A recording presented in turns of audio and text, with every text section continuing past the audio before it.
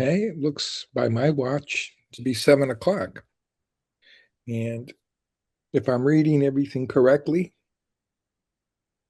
we have 5 commissioners this evening, and the quorum requirement's 4. So we do have a quorum. So with that being said, um, I am going to open tonight's meeting. This is the Dartmouth Conservation Commission, and this is our meeting of Tuesday, December 10, 2026. We're conducting this evening's meeting remotely, and that's in accordance with legislation signed on March 28, 2025 by Governor Healy, which further extended the hybrid remote option for meeting options to municipalities. That legislation extended the option until June 30, 2027. Our hearings are open to the public, accessible by the public, and we have a raise your hand feature, a chat room, and quite frankly, if all else fails, wave your hand and you will be heard. We will keep you muted, and please, if you haven't been muted by DCTV, mute yourself until it's your time to speak. That will allow everyone's presentation to be uninterrupted by extraneous noises or comments. As I mentioned at the outset, we have 5 commissioners here this evening, and an affirmative vote will require 4 out of 5 in order to pass. First items of business are administrative. Administrative. And the first is to receive and approve the December 23, 2025 and January 13, 2026 minutes. May I have a motion to that effect, please? So moved. Second. We have a seconded motion. Roll call vote. James? Yes. Megan? Yes. Matt? Yes. Donald? Yes. My vote is yes. That motion passes unanimously. The next item is to receive the minutes of January 27, 2026. May I have a motion to that effect, please? So moved. Second. The seconded motion on the floor. Roll call vote. James? Yes. Megan? Yes. Matt? Yes. Donald? Yes. My vote is yes. That motion passes unanimously. The final administrative item, well, we don't have one. There's no field trip report. So we move on now to our field trip reports for this evening's meeting. And the first, excuse me, is a request for a certificate of compliance, DEP file 15-2022, RCC 26-1, from Sonia Pinaro for the work completed at map 51, lot 26-41. It's otherwise known as 17 Carroll Terrace. Eduardo, what is staff's recommendation on this request? So we're recommending a partial COC for this one lot. We've had other lots, other COCs issued for other lots in this subdivision. This one is just a similar case here. Okay. Does any commissioner have any questions? I don't see any. So I'll entertain a motion to issue a partial certificate of compliance on DEP file 15-2022 as it relates to lot 26-41 on map 51. So moved. Second. We have a seconded motion on the floor. Roll call vote. James? Yes. Megan? Yes. Nat? Yes. Donald? Yes. My vote is yes. That motion passes unanimously. The next item is a request for certificate of compliance, DEP file 15-2773, RCC 26-2, from Christian Farland, Seaport Homes LLC, for the work completed at map 79, lot 58-2. It's otherwise known as 408 Flag Swamp Road. Eduardo, what is staff's recommendation for this request?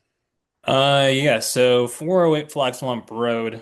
Having gone out to the site last week. I concur with Christian's statement that it appears that most of the work, or if not all of the work, uh, was completed outside of the buffer zone. So given that, we're recommending a complete COC for this lot. Thank you. Does any commissioner have any questions? Seeing none, I'll entertain a motion to issue a complete certificate of compliance, DEP file 15-2773. So moved. Second. We have a seconded motion on the floor. Roll call vote. Donald? Yes. Nat? Yes. Megan? Yes. James? Yes. My vote is yes. That motion passes unanimously.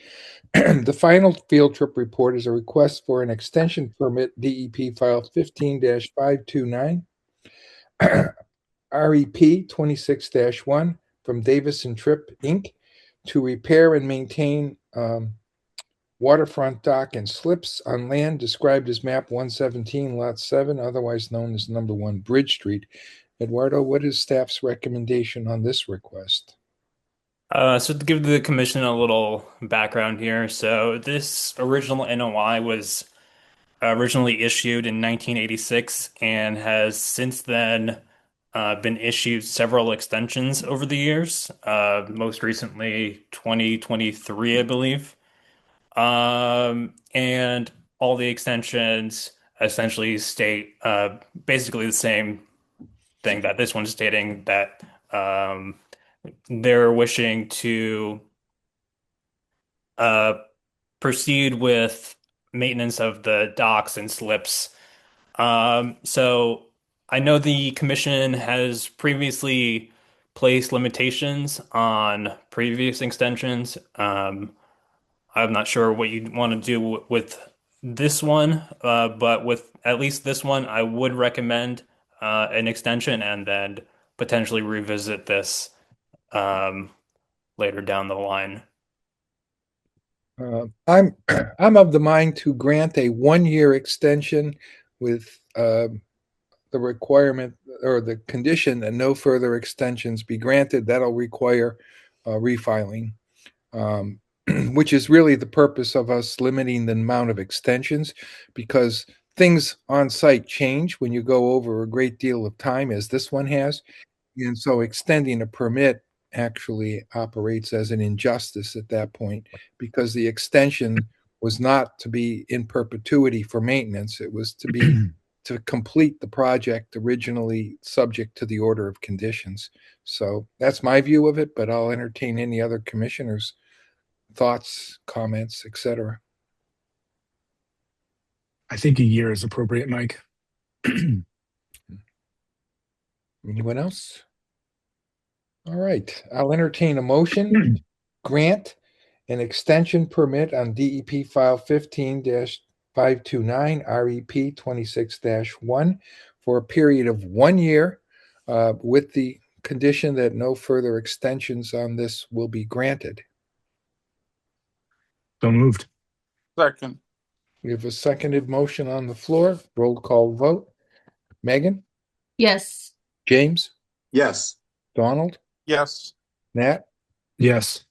My vote is yes. That motion passes unanimously. We're now moving to our public hearings.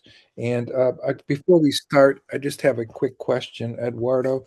I noted that the last public hearing, which is number 6, as well as number 4, don't have DEP file numbers. Has anything changed since the agenda was printed?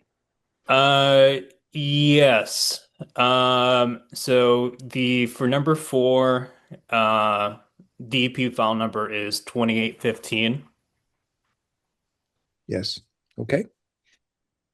And I believe I will need to double check for number 6. Just I'm assuming it's going to be 2816, but I need to just quickly double check that. Sure, absolutely.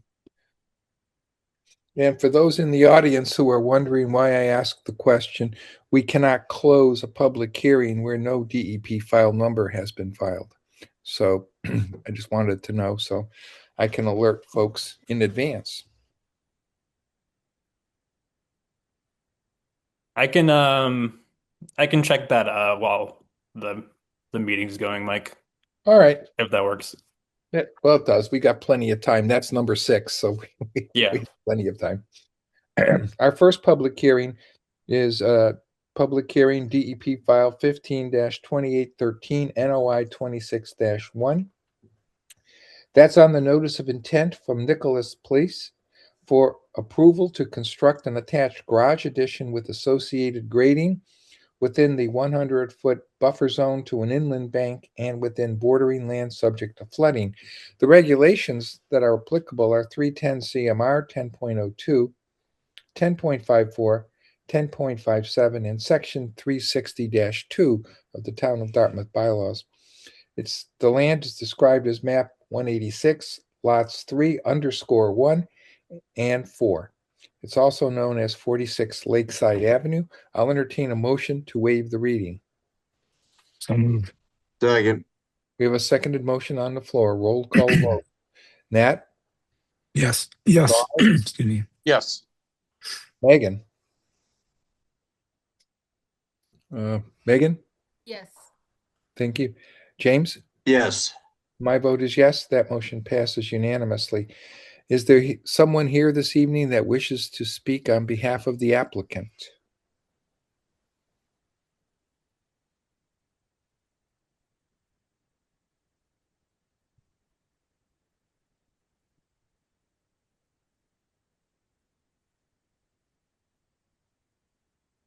I'm not seeing anybody. We have a DCTV, Steve Cavallo, who just chatted that.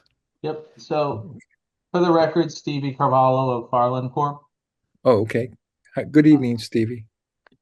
Good evening. My video it's disabled. I'm not sure if you want the video or if just the audio is fine.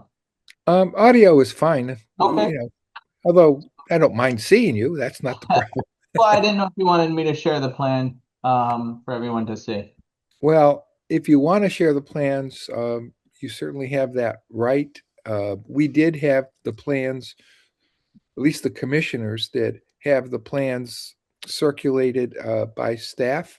So I have seen the plans, but if you want to share the screen, DCTV, it would certainly be okay to allow Mr. Carvalho to share the screen. All set, Stevie. You should be able to. Great, thank you. Okay, thank you. For the record, Stevie Cavallo of Farland Corp. On behalf of the applicant owner, Nicholas Place, what he's looking to do is construct a garage addition on the easterly side of his existing structure.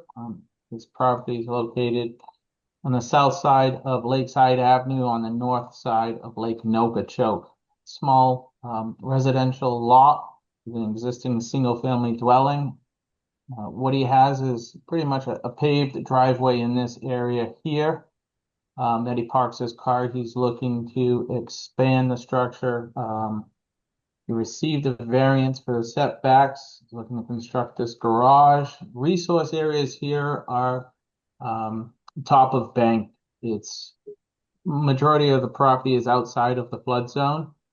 What we have at the rear of the property here is a 25-foot buffer to the edge of water, to the top of bank. All of his proposed work with regards to the construction of the garage, it's outside of that 25-foot buffer. He does have a small portion of proposed deck extension, which does lie within the 25-foot buffer. However, it is entirely in an existing lawn area. For erosion controls, what we're proposing the stake straw wall here, kind of, 5 feet off the stairs just to allow access for contractors to be able to bring materials around and construct that portion of Okay. the deck. Majority of the will occur from Lakeside Avenue. I'd be happy to answer any questions. Thank you, Stevie. Eduardo, at this point, before we entertain further discussion, I'd like to hear staff's comments on this request. Yes. So going off of what Stevie was saying, this is a pretty minor project. Most of, if not all of the work is going on top of existing either lawn area or, um, as you said, concrete or gravel lot over there. So given that we're recommending um, a standard order of conditions, uh, per the plan dated January 2nd, 2026, with one special condition 41 modified to read, the proposed garage should have flood vents or equivalent installed in the framing to accommodate for flood flow during extreme flood events to minimize any flood flow impacts to abutting properties. Thank you very much. Stevie, if you wouldn't mind, stop sharing the screen. That would be helpful so that way I can see our Brady Bunch. Does any commissioner have any questions or comments they'd like to have addressed? I don't see any. At this point, I would ask anyone in the audience that wants to be heard on this matter to please raise your hand or make yourself known so we can hear your comments. I don't see anybody. So at this juncture, I'll entertain a motion to close the public hearing on this matter. So moved. Second. We have a seconded motion on the floor. We'll do a roll call vote. James? Yes. Megan? Yes. Nat? Yes. Donald? Yes. My vote is yes. That motion passes unanimously. Commissioners, at this point, we've heard the testimony from Stevie Carvalho on behalf of the applicant. We've heard staff's recommendations. We were given the plans to review prior to the meeting. I'll entertain a motion to issue a standard order of conditions on the plan dated January 2nd, 2026, subject to the special condition number 41 as modified and spoken into the record by our conservation staff, Eduardo Forts. So moved. Second. Second. We have a seconded motion on the floor. Roll call vote. James? Yes. Megan? Yes. Nat? Yes. Donald? Yes. My vote is yes. That motion passes unanimously. The second public hearing is DEP File 15-2812, NOI 26-2. It's an after-the-fact notice of intent from Stephen Godincio, and I may be mispronouncing, so I apologize, Stephen, for approval for the restoration project associated with the previously unauthorized disturbance within the 100-foot buffer zone to a bordering vegetated wetland. The regulations involved are 310 CMR 10.02, 10.55, and Section 360-2 of the Town of Dartmouth bylaws. The land is on parcels described as map 165, lots 16 and 17, as well as map 174, lot 80. It's otherwise known as 866 State Road. I'll entertain a motion to waive the reading. So moved. Second. We have a seconded motion on the floor. Roll call vote. Megan? Yes. Nat? Yes. James? Yes. Donald? Yes. My vote is yes. That motion passes unanimously. And is there someone here this evening that wants to speak on behalf of the applicant? Yep. Good evening, everyone. Chris Vandenberg with SciTech Engineering and Environmental Consultants. Speaking on behalf of the applicant. Just going to call him Steve G because I'm not going to try to butcher the last name either. So, yep, I believe it was Eduardo who sent an email back on January 21st. Initially, there was a couple, I guess, two points of comments.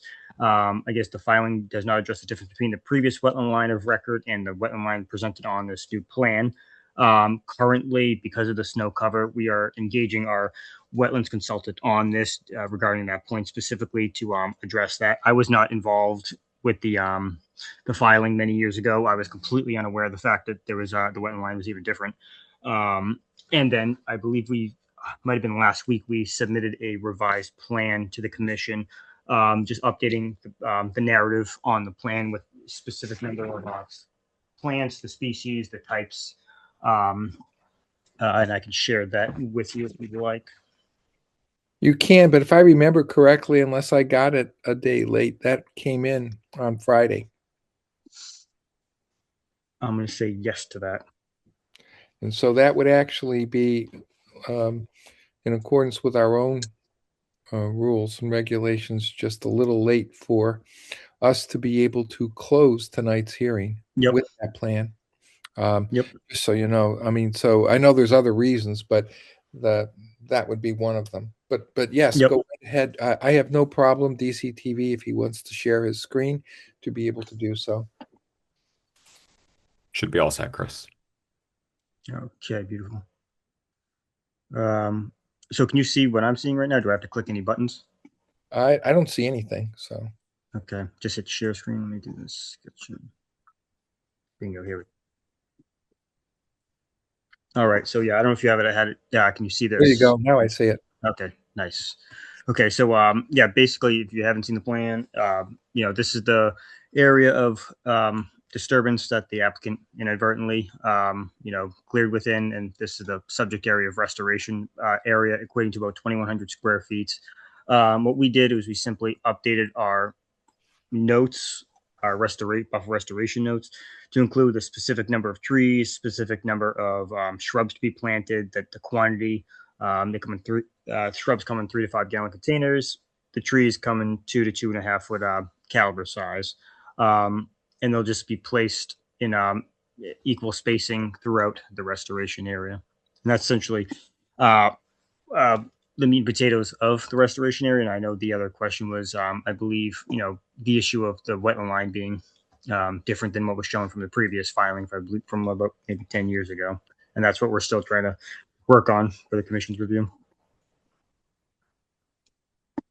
Eduardo, I realize we're not going to be able to close this evening's meeting, and so there may be additional comments staff wants to make, but are there any interim comments that staff wants to give us this evening? So just to remind the commission, this is a after the fact notice and a second wetland violation at this site. Given that the applicant has mainly answered our second issue with both the planting density and specifications regarding that. I realize that there is quite a bit of snow still left on the ground, making it difficult to analyze the previous and the current wetland line and what those differences are. The commission 2 weeks ago did mention that this would be the last continuance, but obviously there's still some things that need to be addressed, and I'm not sure if the applicant can address them given the on the ground conditions.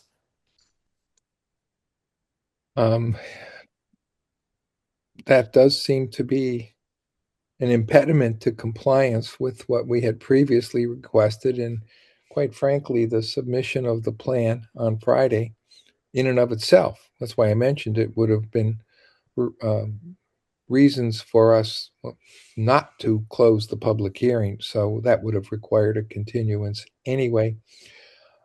I'm a little concerned because it is a second violation and it is an after the fact notice.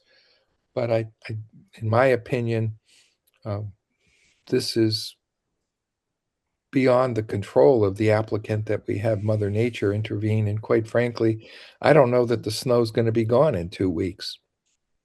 I would love it to be, but I'm not so sure that's going to happen.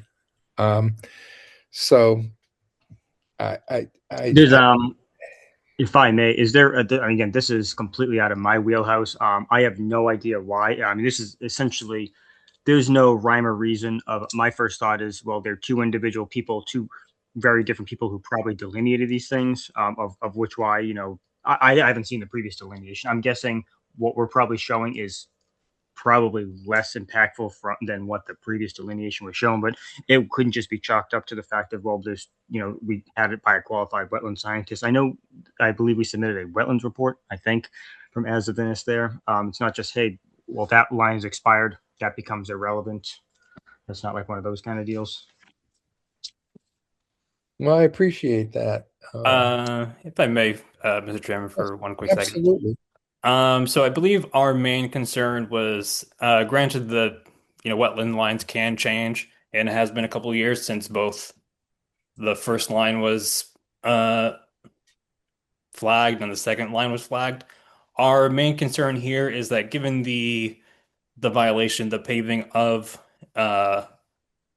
buffer zone in that area, our main question is basically, did that violation affect the wetland in any sort of way by reducing its extent, so to speak? Okay. Yeah, then you say that's obviously Mr. not really for us to decide. It's more, I guess, for the wetlands consultant to figure that one out. Well, Mr. Chairman, if I might, from Yeah. a staff perspective. Mark Garrett is speaking now. Go ahead, Mark. Yeah, I probably have more history on this than anybody except maybe some of the commissioners who listened to that first violation. The then site tech was the consultant, and a wetland line was flagged by their consultant. Don't hold me to it, but I believe it was Chris Capone at the time. And we agreed upon that line and that plan of record. After that, Mr. Giosa requested Avizinis to go out and reflag the line in 2024, which is what they did, and that is the wetland line that's being represented on the plan under this filing. The two lines are different. I'm not saying which one's right. I'm not saying which one's wrong, but we have two fairly recently flagged lines, probably within 3 years of each other, and there seems to be a dramatic difference. In the Avizinis case, they presented a singular data sheet at one location, a wetland location, which I concur with. I don't think that's wrong. However, when you do data sheets, you usually do a wetland data sheet and a non-wetland data sheet. There was no non-wetland data sheet there.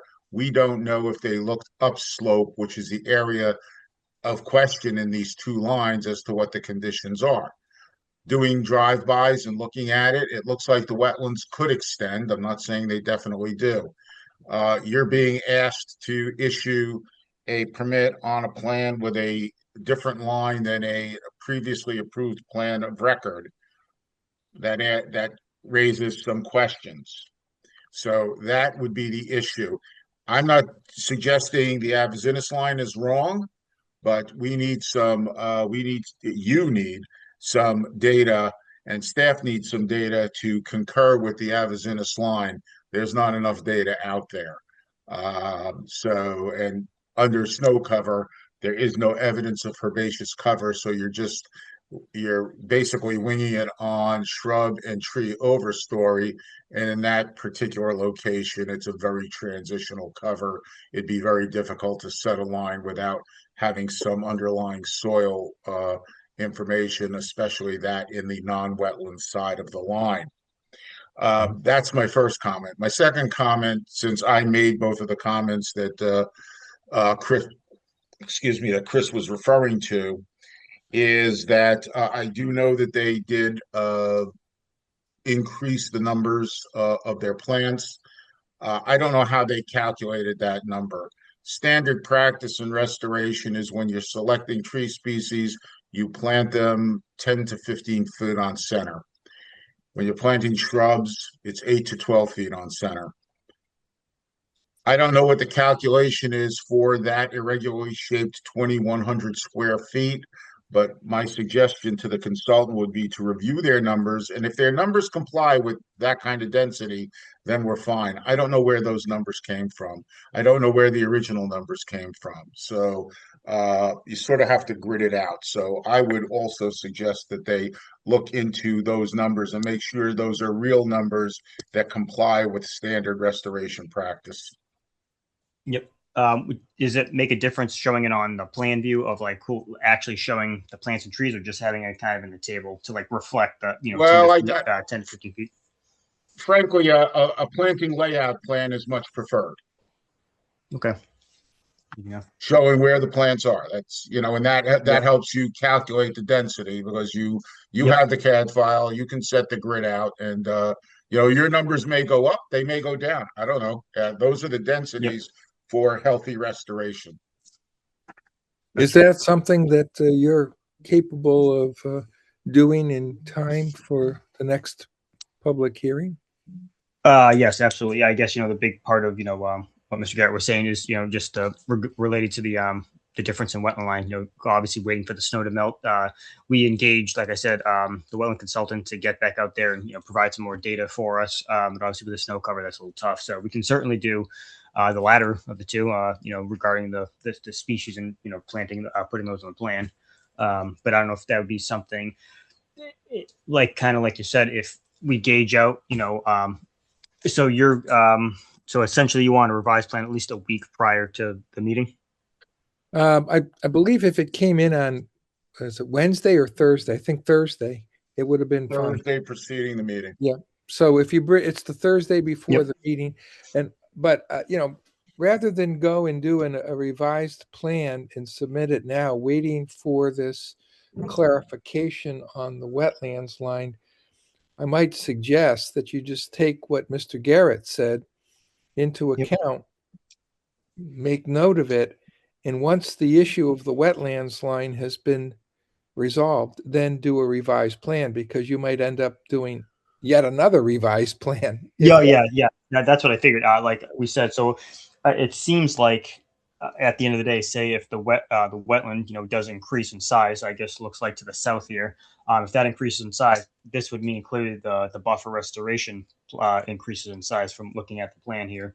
So yeah, once we get revised data, like again, I have unfortunately not seen the old wetland line to see like what the difference is. So ultimately, yeah, once we, you know, that's these, I would say, kind of go hand in hand. Getting, if the wetlands need to shift a little bit, you know, this would impact, you know, those numbers on the plan. So yes, absolutely. Okay. I mean, I'm not normally like a huge fan of extended continuances, but given the snow cover and given what we just described, and you've got two problems to deal with, Yep. I'm inclined to go beyond the next public hearing and to do this for a month. So, Eduardo, what is our first public hearing in March? I believe it's March 4th. March 10th.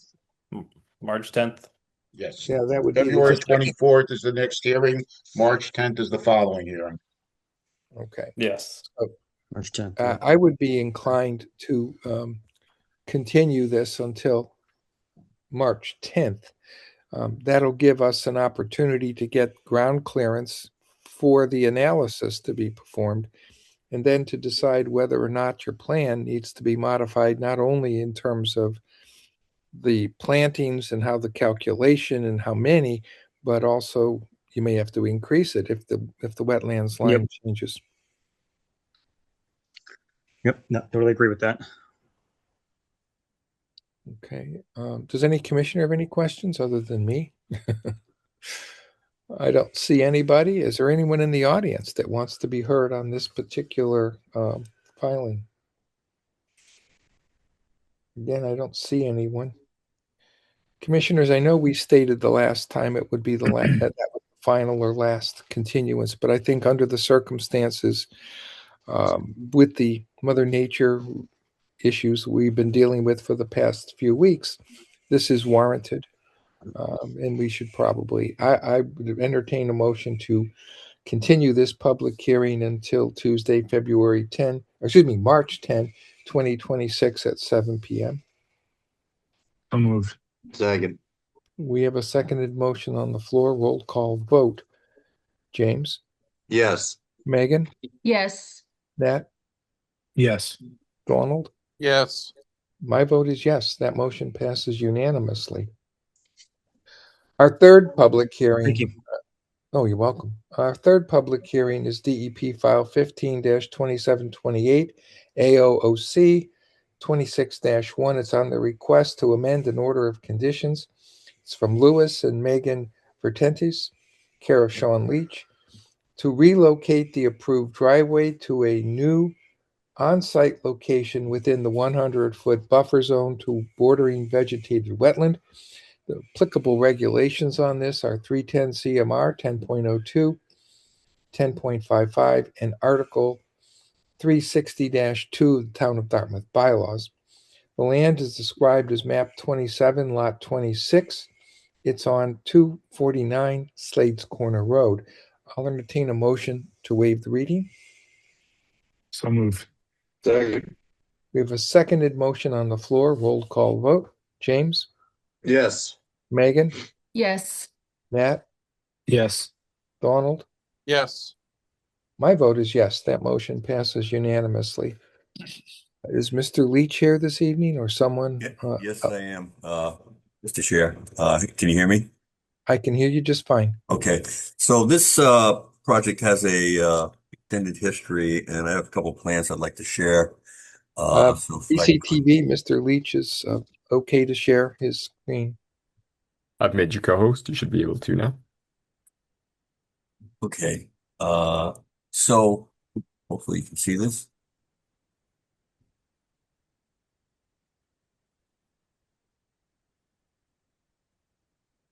It would just be the green share button on the bottom center. There we go.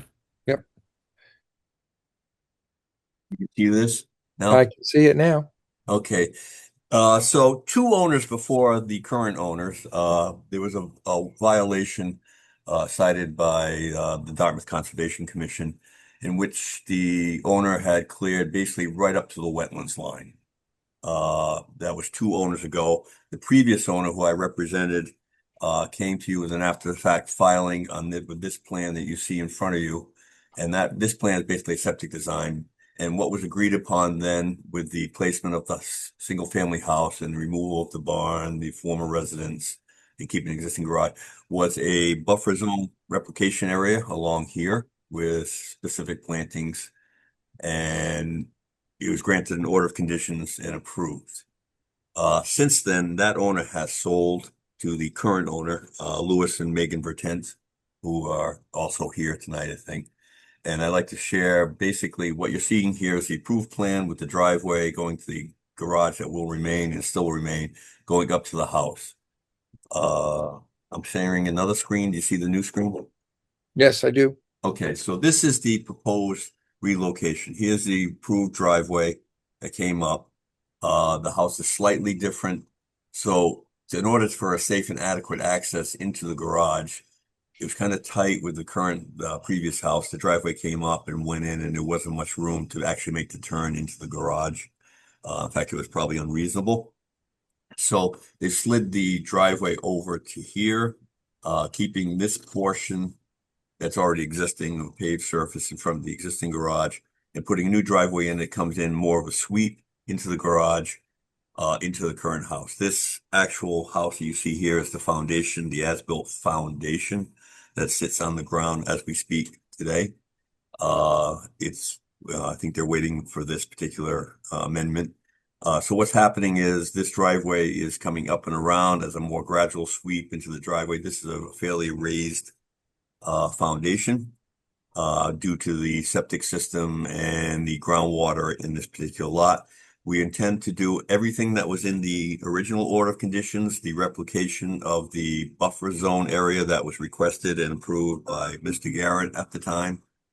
And essentially what we're doing is making this slide down a little bit further just so we can do a much more safer and adequate driveway. However, it is closer to the wetlands line, which is the approved wetlands line that you see going wrapping around the lot. Pretty much everything except the septic system itself is within the 100-foot buffer, as was in the original order of conditions. as stated, I put on a note on the plan that we will adhere to all applicable orders that were on the original order condition. It's just that we'd like to shift the driveway. It's a little wider. There's a little bit more disturbance within the 100-foot area, but it's a much safer and cleaner design coming in and out of the existing foundation. How much more is the disturbance, Sean? Letter here. So about 1,400 square feet of new impervious area. So there's basically, you can see the angled hatched area was the original house. This driveway was very narrow and up against the septic system. It was very tight coming in. This is all staying the same. This is all, what's happening is this will increase. And of course, this is all new. This is all overlap of what was approved. There was a little turnout that was approved here that's not part of the same thing, but it's a little wider. It's a 2-stall garage. And it definitely is a little wider going around. As far as impervious area, there were a bunch of walkways and the former barn, former residence, and concrete pads that have all been removed. So the impervious area is pretty much slightly above what was there before. Our grading plan does not pitch out onto Slade's Corner Road, as the DPW would not approve that without some kind of drainage plan. So it all pitches down into the wetlands off to the side here.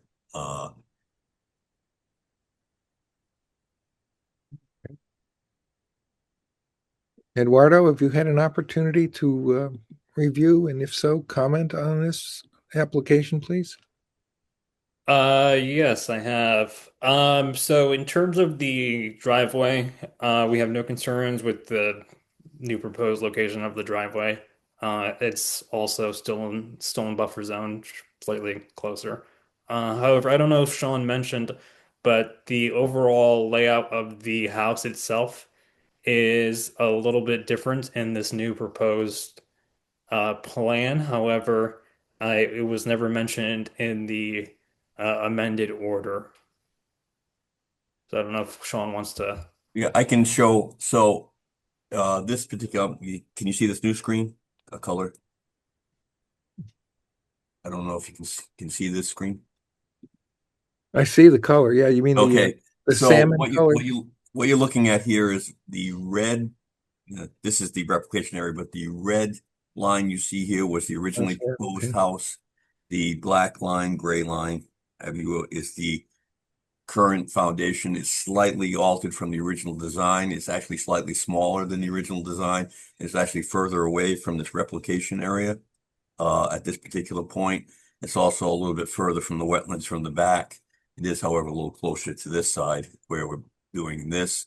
And there are several reasons. One is the existing well, and the other, there were some ledge issues at the time of the foundation. But it's pretty much an identical house. I mean, I don't see the identical. It's a similar house, similar design. They kept in mind the original approved footprint.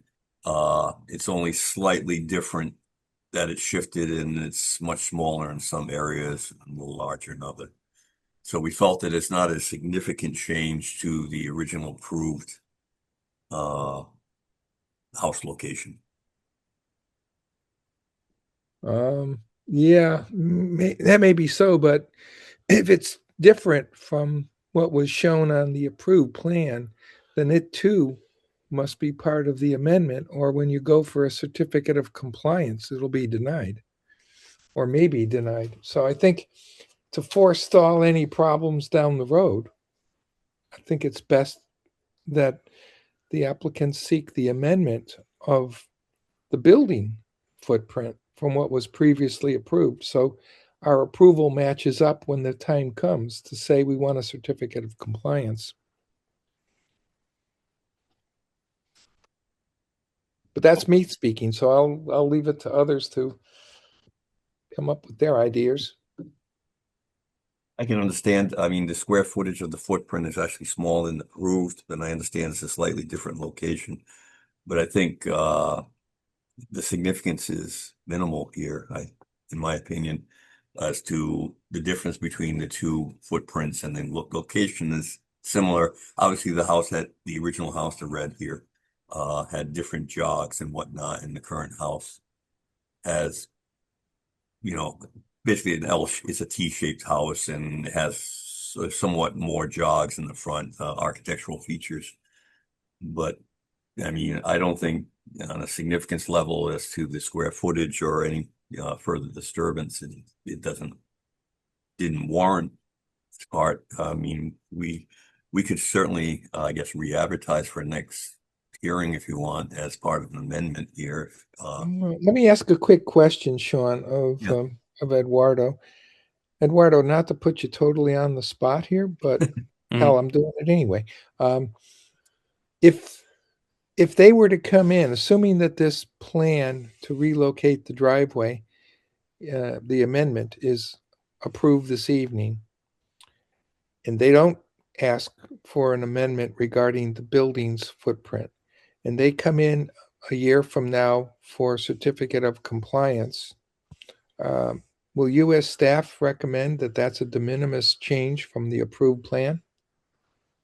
I would say that, we don't know we don't know when they would come in for a COC, who knows, maybe at that point I'm not here, Mark's not here. No one who has any prior knowledge of this um site or this meeting in particular is there. The commission's wholly new people. If they were to get a COC for this lot and also notice the discrepancies with the layout of the building, they might not agree to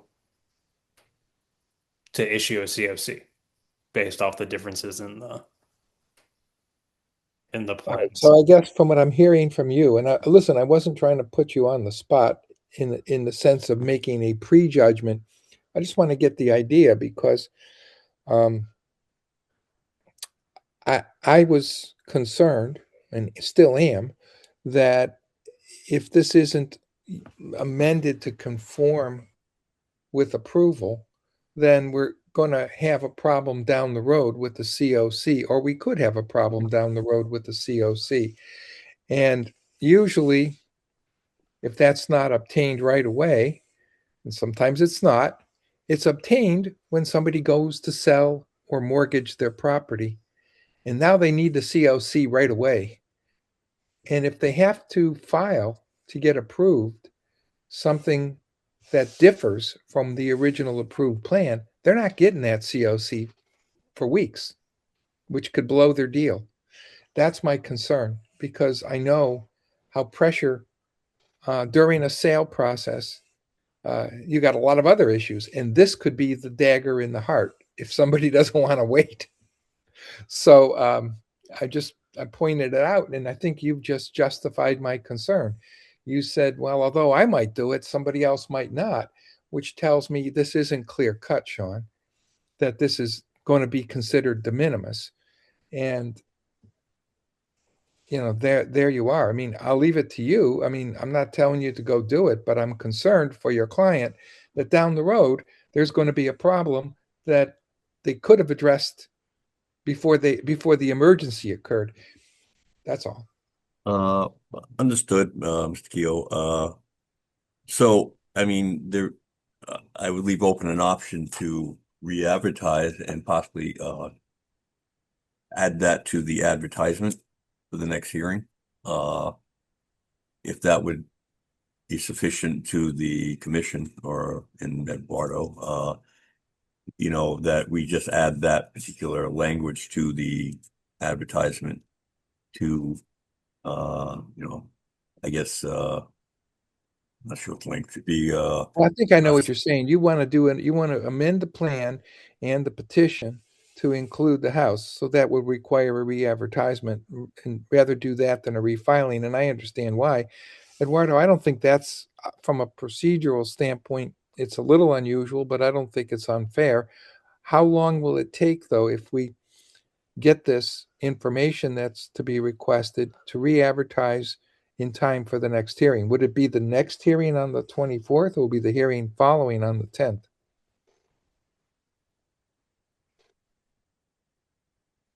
Are you asking me or Sean? Oh, I'm asking you. I don't know how long it'll take. If Sean gives you this the I mean, it's revised. a write-up, a description of the project essentially, which is basically the same write-up we have now with relocation. I'm not going to make the language now. Relocation of proposed house. Yep. Is shown on this plan, whatever the date is. So, Right. And I think the plan itself that you prepared, you're showing the current location. So that's where the as-built, yeah. yeah, so that's there. Mr. Yes. Chairman, if I could answer your question. Yeah, you can. I hope. If Sean, I mean, this plan is fine showing the change. I think the real issue here is there too. The request for amendment should include the relocated house. And the reason I say that is, as you have cited, it could cause complications down the road. But this particular site has got an extensive hearing. It's had multiple owners. In fact, the last 3 owners were not responsible for the restoration that has to take place. The Vertents certainly were not responsible for it, but when you buy a piece of property, as we all know, you buy the benefits, you also buy the liabilities attached to them. This restoration is one of those liabilities. So there's a kind of a complex history here, and I don't think that, I'm not saying cutting corners, but not doing things by the book at this point could become problematic down the road. If Sean can get that changed language and get a new advertising fee of $75 into the commission by Thursday, close of business, we can get the legal ad out so that this could be heard on the 24th. If that's too pressing for Sean, given his workload, then it would have to go to the 10th. No, you'll have it tomorrow morning. I can guarantee that.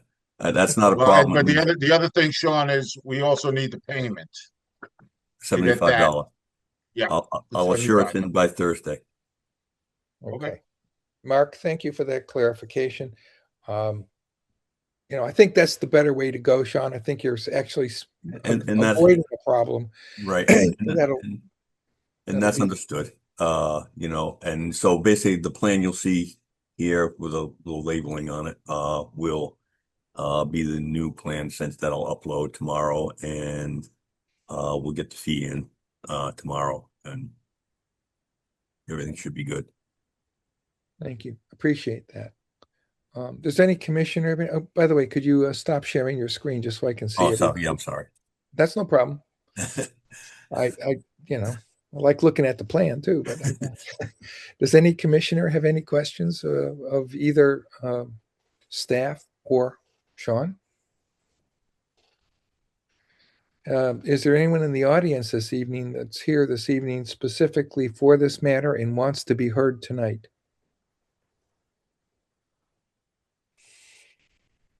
Is Mr. Silvera's hand up? I don't know. David Silvera? I can't see, so I don't see whose hand's up. Hold on. I don't see any. Mine's up. It might be accidental. Okay, David, thank you. Okay. So, commissioners, you've heard all the discussion this evening. I think it appropriate to entertain a motion to continue this public hearing until Tuesday, February 24, 2026 at 7 p.m. So moved. Second. We have a seconded motion on the floor. Roll call vote. James? Yes. Megan? Yes. Nat? Yes. Ronald? Yes. My vote is yes. That motion passes unanimously.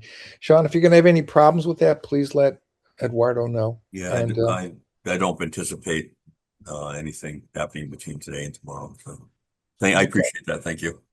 Thank you. Our fourth public hearing, and they're on the agenda, it didn't have a DEP file number, but it actually does. DEP file 15-2815, NOI 26-4.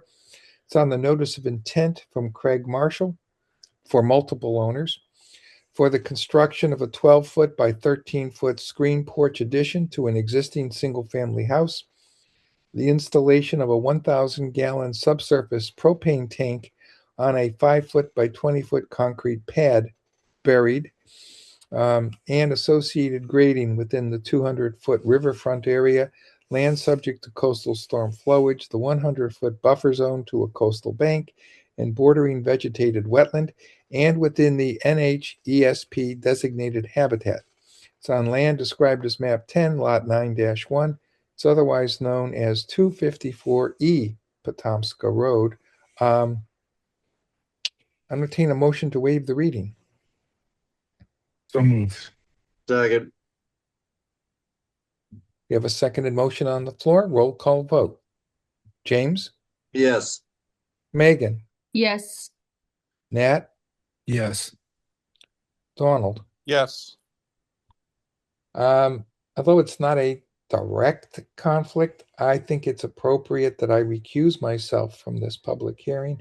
So Nat, if you want to take over for me on that, I would appreciate it. Yeah, sure. Thank you, Mike. I believe everyone has voted then, so that motion passes unanimously with Mike's recusal.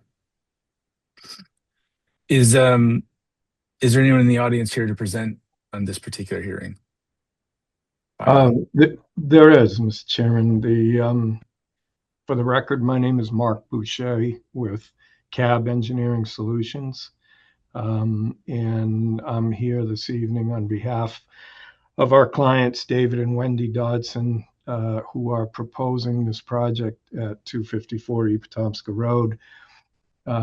As Mike read, consisting of the addition of a 12 by 13 screen porch, which is actually going to enclose an area that is now a flagstone patio.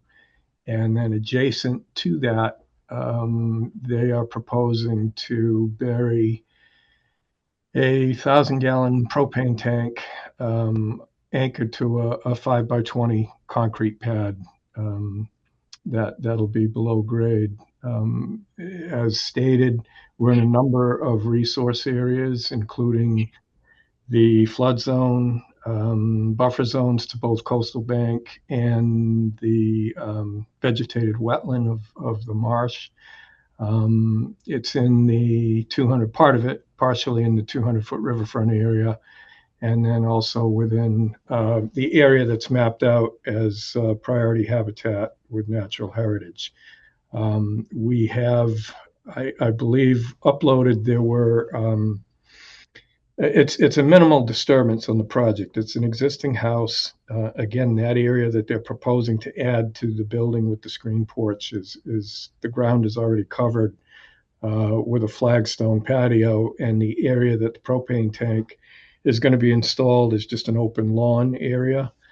So in our opinion, the disturbance is minimal. And we are just requesting that the commission vote to approve the project as shown on the plan. And I'd be happy to answer any questions. I have a Thank you. concern about the buried propane tank. What's the rationale for burying it? Rationale, I believe, is it's a more protected method, I think, of storing a tank of that size as opposed to being above ground in a flood zone.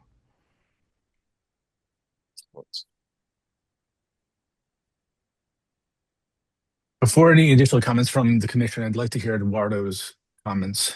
Eduardo, if you wouldn't mind. Also, please forgive me, you may have stated this at the top, but do we have a filing number for this? Yes, it's 15-2815. Thank you. Yeah, sorry. Okay. So as Mark was saying, most of all of the work is either in lawn area or in existing patio area. So staff doesn't have any concerns. Not to say that natural heritage won't, considering they might have their own thoughts on this project. Given that, I would recommend a standard order of conditions with conditions stating that any natural heritage comments be addressed, if there are any.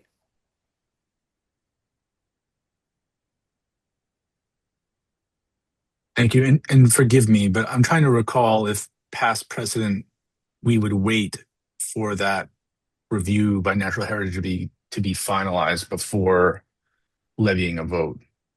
I believe usually we do wait. Yes, I believe you're right. Okay. So given that, Mr. Chairman, if I could, standard practice has always been to wait, because if Natural Heritage comes back with some recommendation that differs from our standard order, you're forcing them into an amended order of conditions again. Unfortunately, Natural Heritage has 30 days to comment, and they wait all of their 30 days. That's unfortunate to the applicant, and I'm sympathetic, but I think in the long run, it's easier to wait for their finding. And I would say in this case, I would anticipate they're not going to have a whole lot to say about this project, but I learned a long time ago, you don't try to read Natural Heritage's mind. So I don't know that the issuance of an order right now is the most prudent way to go, and certainly would potentially protect the applicant from having to further amend and go through a whole new filing for basically a 2-week wait on this. I don't think construction is going to take place between now and the end of March, so I think we have some time. Mr. Chairman, could I just ask a question? Yes, you may. If that's the position of the commission, does the public hearing stay open and we continue to another meeting, or is it the kind of thing that a vote could be taken contingent on receiving, I guess a letter of no take would be what we're looking for from Natural Heritage, and then that way it could be processed as soon as that letter comes in. I understand, Mark, that they, are within their rights to take the full amount of time, but where this project, I think, seems to be so straightforward and of such little impact, I suppose there is a possibility that they could issue a letter in a shorter time than the 30 days. They could, they should, they won't. I mean, it's just, Mark, I don't disagree with anything you say, but we're dealing with a regulatory permit. And look, if you want to take your chance that they're going to give you a no take, that's your call.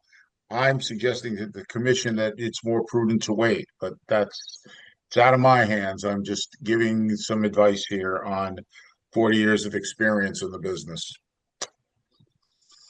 Mr. Boucher, if I may ask, when did you submit the notification to Natural Heritage? It was submitted along with the notice of intent. I'm not exactly sure what the date was. Okay. Let me see if I have that here.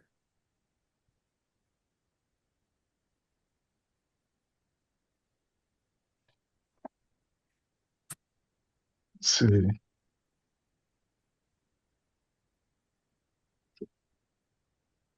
I don't know if I have the date off the top of my notes here. I think I have the receipt for the certified mail.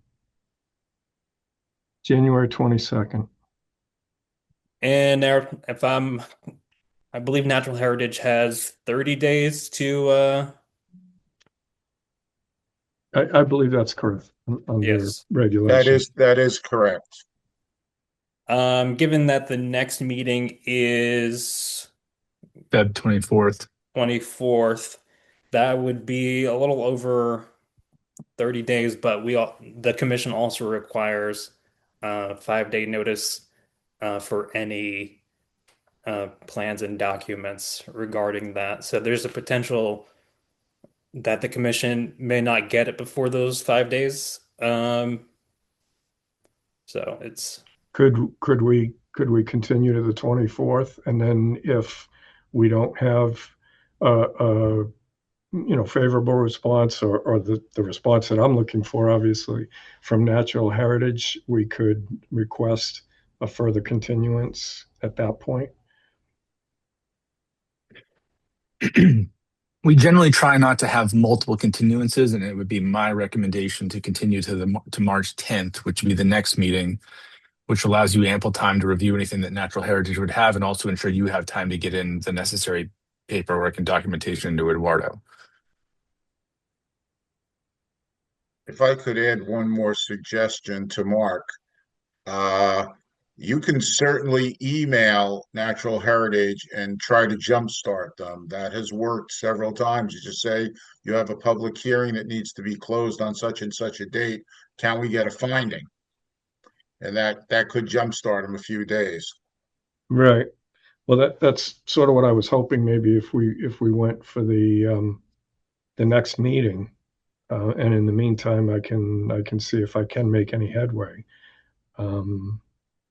But I guess that's up to the commission to decide. I would prefer to continue to the next meeting. That would mean everything would need to be into Eduardo by February 19th. Correct. Yes. That noon on the 12th. No, sorry, not If- the 12th, the 19th. If it was merely a letter of no take, then there would be no modification to the plan or the application, correct? So there'd be no really new information we'd be submitting. Correct. If that was the case, yes. So Mark, I can sense the urgency. So if that's your direction, I do want to get some feedback from the rest of the commission before we proceed any further, but we can certainly take that into account when we vote on this evening. Thank you. On that note, are there any questions from the rest of the commission? Or Don, do you have any additional questions? No. Okay. Is there anyone in the audience who would like to opine on this request? I'm the homeowner. May I make one brief comment? Yes, you may. It would be really appreciated if we could try to do that expedited process that you just suggested, Nat. Otherwise, it will delay the project by about a month. Okay. Thank you Understood. for the consideration. All right. Well, I think given the commentary we just received, I propose a motion to continue this hearing to our next public hearing, which would be Tuesday, February 24th. So moved. Can I get a second? Second. Motion's been seconded. Roll call vote. James? Yes. Megan? Yes. Don? Yes. And I vote yes. The chairman, Mr. Kehoe, has recused himself. That motion passes unanimously. We will Thank see you, you on everyone. the 24th. Very good. Thank you. Thank you. Back in the saddle again. All right. Our fifth public hearing is public hearing on DEP file 15-2814 NOI 26-3.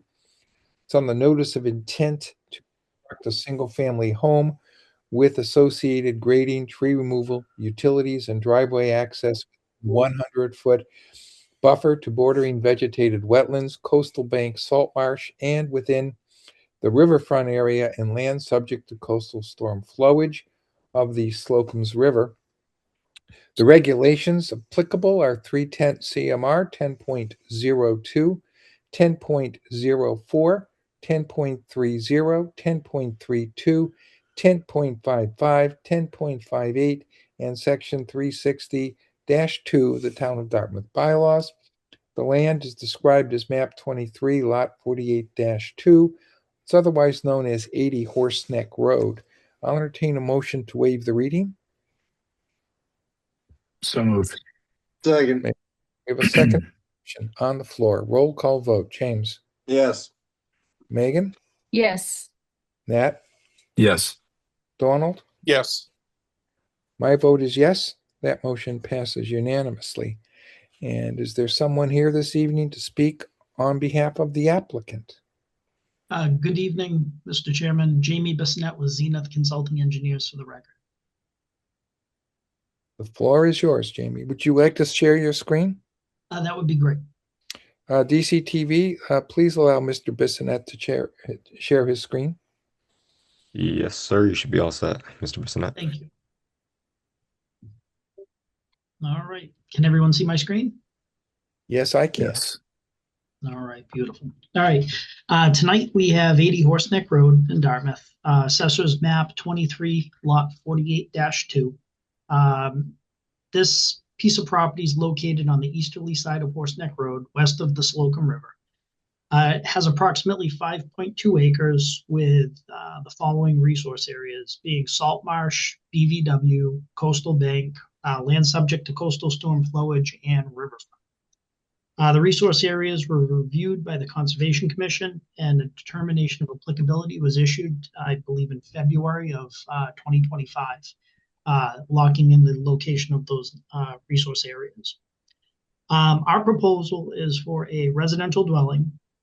The residential dwelling is multi-level to work with the existing contours to the best of our ability. You'll notice on the plan that the slabs for the structure go from elevation 28 to 24 down to 20.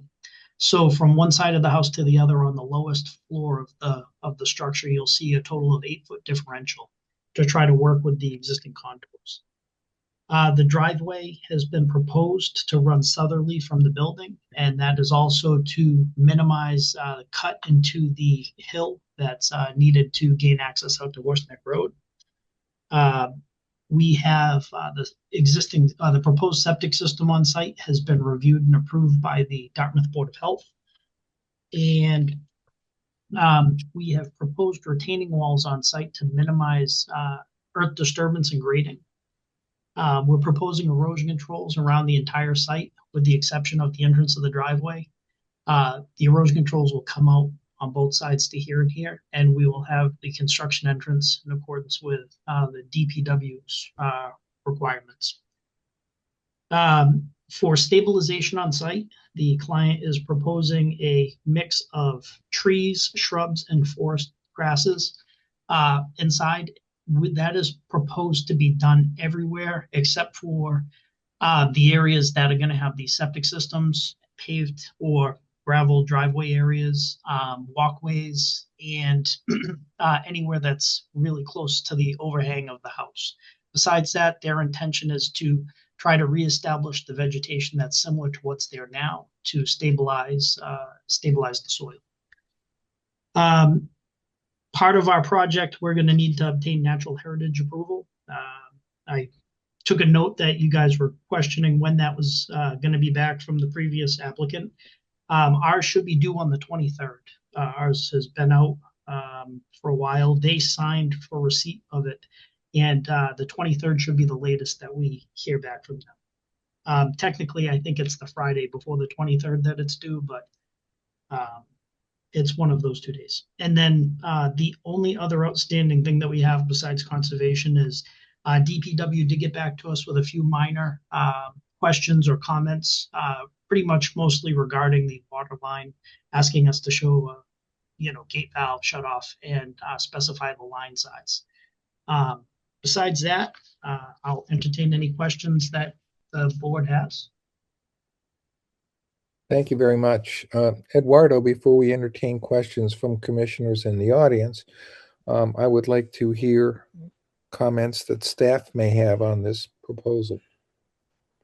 Yes. Staff has a couple of comments regarding this site. Number one, as Jamie mentioned, we're still waiting on natural heritage. Number two, there's been significant neighborhood opposition to this project as a whole, and I believe there's quite a number of neighbors in the audience at the moment as well. In regards to the actual project, so the proposed stabilization of the coastal bank. Let me just interrupt you for a moment. I know Yeah. the neighbors certainly have the right to be heard this evening, but just for the record, Do you happen to know the number of written communications that you've received from abutters and neighbors? I believe it's been about eight Okay, I will. emails and one letter. So I would entertain a motion at this juncture to admit all of the written communications as part of the record of this filing. So moved. Second. We have a seconded motion. Roll call vote. James? Yes. Megan? Yes. Nat? Yes. Donald? Yes. And my vote is yes. And I just want to explain to the people in the audience, that means that the written communications are now part of the record and they don't have to be read into the record. So they're there, they're part of the record, and you certainly, I'm not precluding your opportunity to speak this evening or whenever there is a public hearing on this matter, but I just wanted to clarify why I did that so you would understand. Okay, Eduardo, I'm sorry to have interrupted you, but if you would proceed. Oh yeah, no problem. So speaking with Jamie on this project, so in regards to the stabilization of the coastal bank and the bank in general, he's proposing tree and shrub plantings. So for staff's concerns, this doesn't fully address the overall stability of the bank and the proposed retaining walls surrounding house. While I understand the role of a wetland scientist or arborist in evaluating vegetation for stabilization, it doesn't speak to whether or not the retaining walls themselves will remain stable given the extent of the grading cuts across the parcel.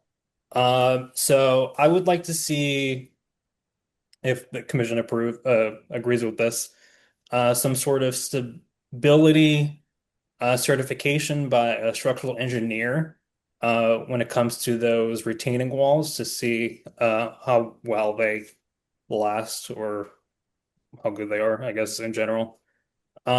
So given that, another quick comment I had here regarding this. So given the scope of the proposed grading, there's also potential for secondary impacts to wetland resource areas, including altered hydrology and increased erosion and sedimentation, particularly during storm events.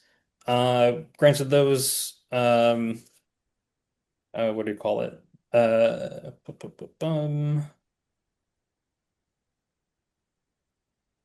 Those retaining walls will help with some of the sedimentation issues and the hydrology, but I would like to see, just in general, just a stability and hydrology report of some sort when it comes to that. Okay. Commissioners who want to speak on this, obviously, not having natural heritage all by itself, we will remain consistent. We will not close the public hearing until we've heard from natural heritage. But that doesn't mean you can't ask questions tonight if you want to.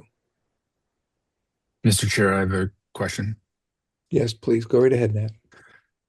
Jamie, can you just walk us through the thought process around where the footprint of the home was placed on the parcel versus maybe other potential locations that are available to us on this plot? Certainly. The front setback off of the road is 60 feet. So we have it pretty much as close as we can to the roadway. You'll see our front setback is 63.4 feet. What we did was, so I'm going to keep scrolling back and forth. As far as septic system is concerned, to meet the setbacks for Title V requirements, that dictated that we work within this area here for the septic system. So the leaching field is in this vicinity, as would be required. We have resource area that wraps around the entire site. So we have salt marsh, BVW, floodplain, and Taba Coastal Bank that runs here, along with the the stream, you've got the mean high water that comes into these, inlet channels and then back out. And so when you take the 200 feet off of these little inlets, because it's mean high water, you end up with a 100-foot riverfront and a 200-foot riverfront in these areas here. So what you want to try to do, and then again, you still have BVW, you have Coastal Bank down here, and you have Salt Marsh back here that wraps around. So in trying to balance that, you want to make sure you're out of the 100-foot riverfront. You want to stay out of Coastal Bank if you can, and obviously Salt Marsh and BVW, which we are staying out of. So we're doing some work here in the 100 to 200 foot, and we're doing, there's a little bit of work right in here that would be floodplain because the road itself is actually below the base flood elevation out in the street in this area here. So once we get out to the roadway, out into the layout, this is a little bit of floodplain here that we'll be working in, subject to coastal storm flowage. But that's essentially what drove the location on the building itself, was zoning setbacks and resource setbacks. Thank you. Good question. Any other commissioner? I don't see any. I'll now open it up to those in the audience who, if you wouldn't mind, stop sharing your screen so I can see the audience. Absolutely. Appreciate that. Thank you.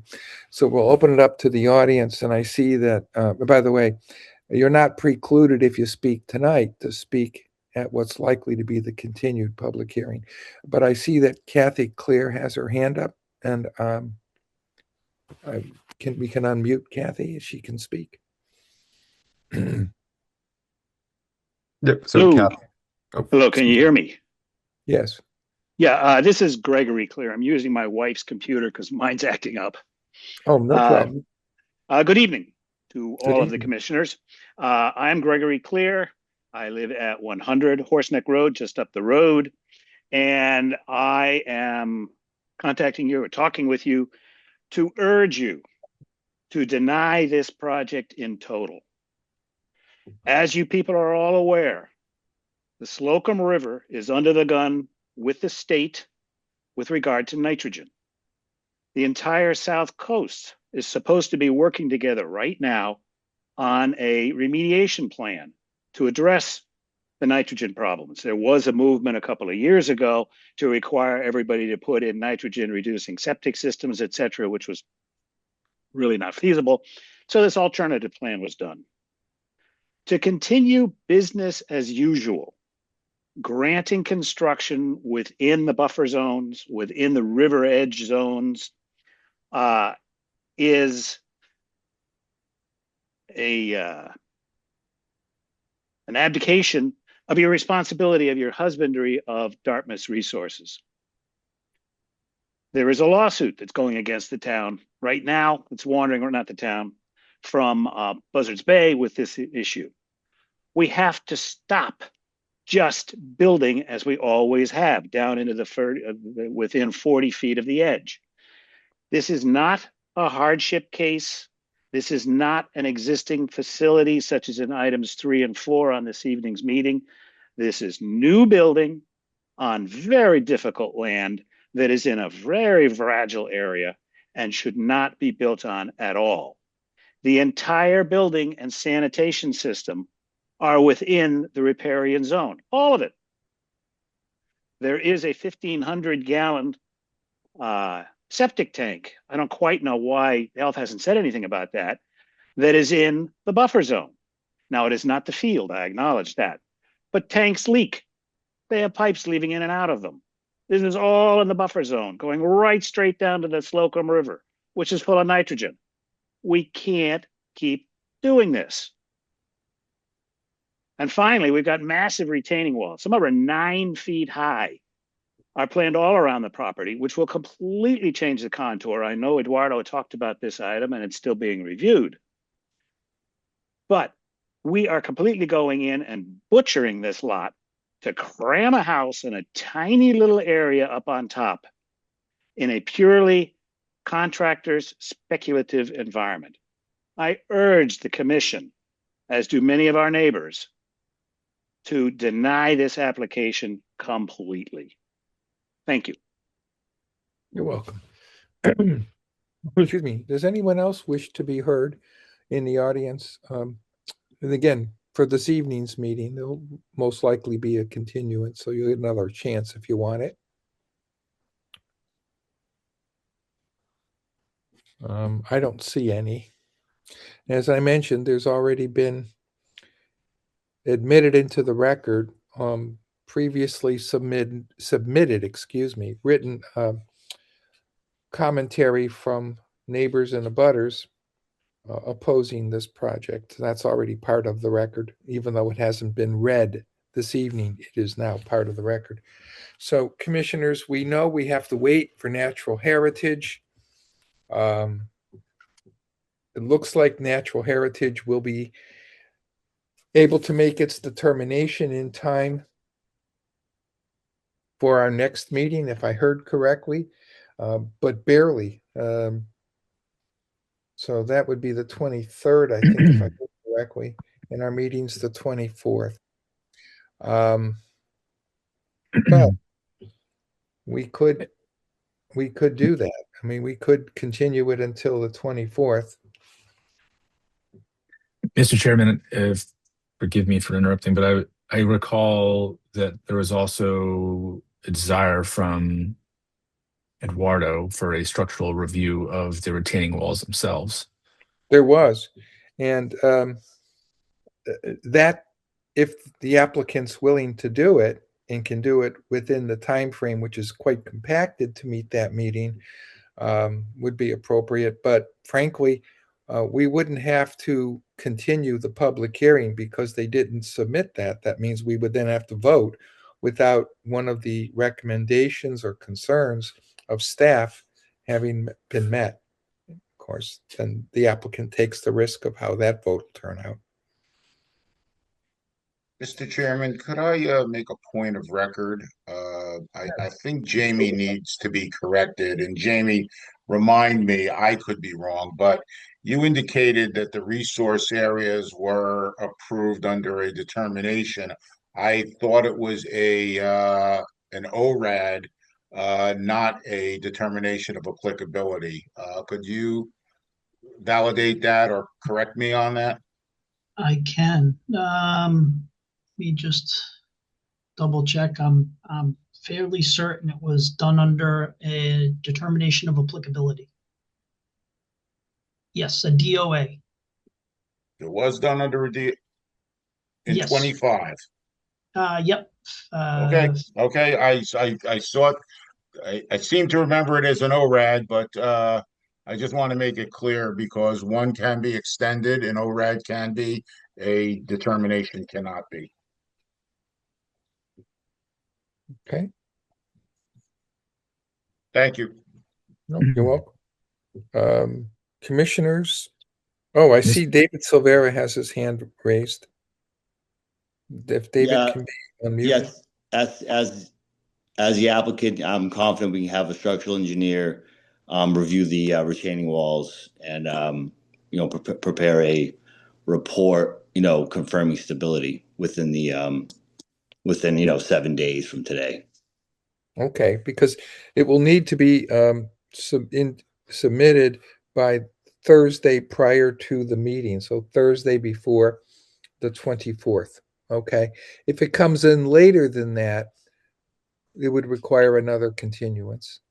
Understood. Thank you for that clarification, Mr. Silvera.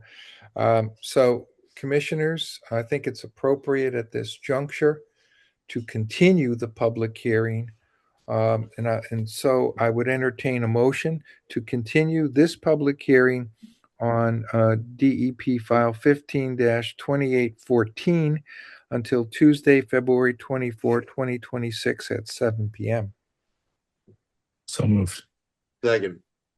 We have a seconded motion on the floor. Roll call vote. James? Yes. Megan? Yes. Matt? Yes. Donald? Yes. My vote is yes. That motion passes unanimously. Thank you. Have a great night. Okay, thank you. So now we're moving to our final public hearing. And do we have a DEP file number for this Eduardo? Yes, it's 15-2816. Oh, just as you thought. Okay. A public hearing on DEP file 15-2816 NOI 26-5. It's on the notice of intent to renovate an existing single-family dwelling with an addition and porch within bordering land subject to flooding and the 100-foot buffer zone to bordering vegetated wetland. The applicable regulations are 310 CMR 10.02, 10.55, 10.5, and Section 360-2 of the Town of Dartmouth bylaws. The land is described as map 98, lot 2. It's otherwise known as 49 Rockadundy Road. I'll entertain a motion to waive the reading. So moved. Seconded motion. Roll call vote. James? Yes. Megan? Yes. Nat? Yes. Donald? Yes. My vote is yes. That motion passes unanimously. And is there someone here this evening that wishes to speak on behalf of the applicant or the applicant?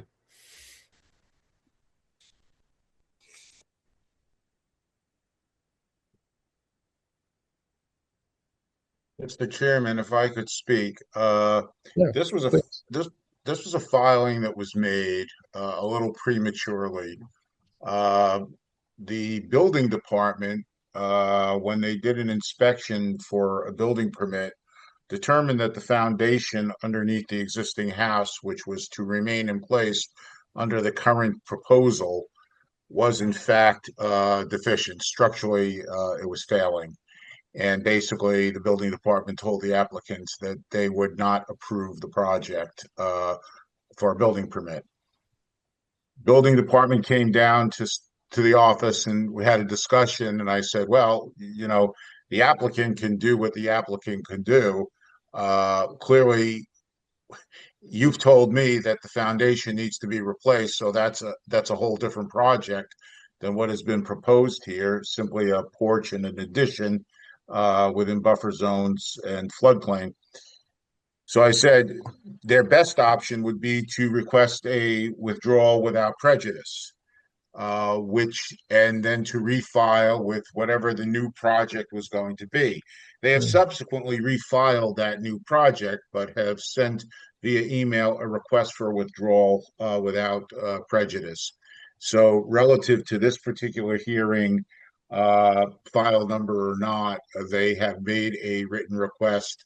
I thought that was forwarded to the commission for a withdrawal without prejudice,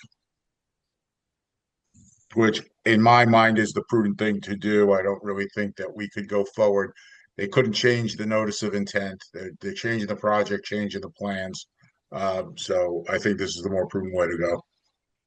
Oh, I think it was good advice given. And I do recall Eduardo did send or forward that request. I just didn't know if anybody was here this evening to request it, but under the circumstances, it certainly seems as if it's a reasonable thing to do. In fact, I think it's the prudent thing to do. So I will entertain a motion to accept applicant's request to withdraw without prejudice the notice of intent on DEP file 15-2816 that is the subject of this evening's agenda, excuse me. So moved. Second. We have a seconded motion, roll call vote. James? Yes. Megan?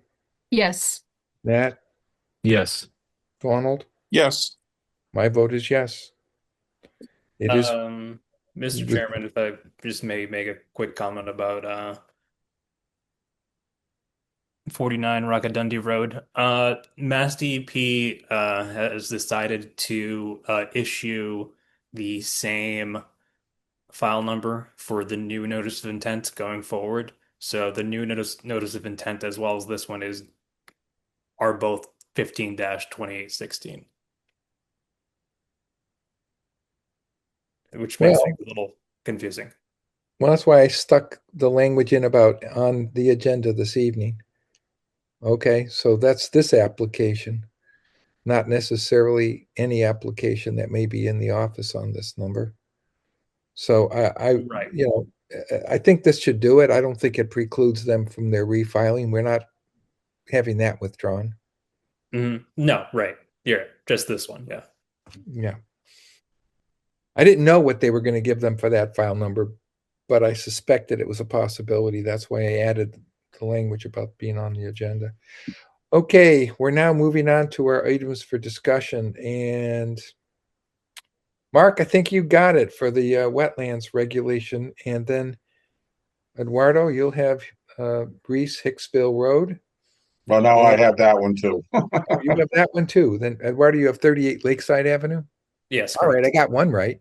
Okay, good. Go ahead, Mark. Floor's yours. Okay, well, I forwarded you last week a draft copy of the revised wetland regulations, which has been a long, laborious operation. And we're seeking commission approval of these. I'm not sure if you saw the particular comments that Brian had left somewhat unanswered. But we have covered all the bases on this, I think. And Brian has made a couple of suggestions, long-term suggestions. It really is very difficult to dovetail the, well, how do I want to put this? There are still some gaps between the bylaw and the regulations, but we have language which sort of covers it. But as we had talked about, and I think Chairman Keogh, you had raised it, the bylaw should probably be reviewed every 3 to 5 years. And so Brian has made some comments relative to what he thinks we should do moving forward. We're not going to reopen the bylaw this year. This will work. One of the comments that Brian had, let's see here. Okay, the first one was on page 15, and it has to do with overlapping fees. Let's see, where am I? Come on.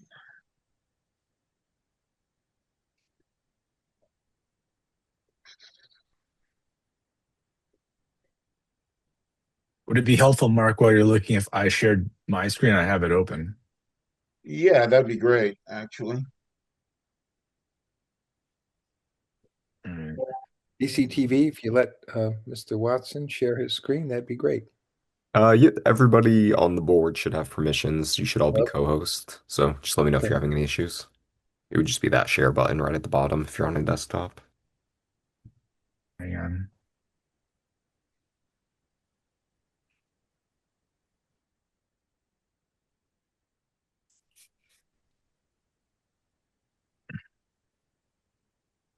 My computer is telling me I have to update my security settings, and if I do that, it may close Zoom. Hang on, Well, I'd let me try rather one more keep time. you in the meeting. Yeah, hang on. Let me try one more time. All right. Did that work? That did work. Good job. All right. So, Mark, I believe this is the one you were just referencing, correct? Yeah, where he has it orange. Yeah. It gets a little confusing here. We had so many fees, and Brian is right. If you read both of those, they sort of overlap and they're two different numbers. So I think what we need to do is to decide to merge those two into some language, and it's pretty much the language in the second highlighted area. And then, are you comfortable with the fee being 500, or do you want it at 350? Let's do 5. Okay, so we're going to do. Let me see where that is. Fees. Mark, I'm curious, when you get these requests, which bucket do they typically fall into? Which bucket do they? Like, are we typically charging 350 or 500? We charge both. I think probably 350 a little bit more frequently. But we charge 500 a fair number of times.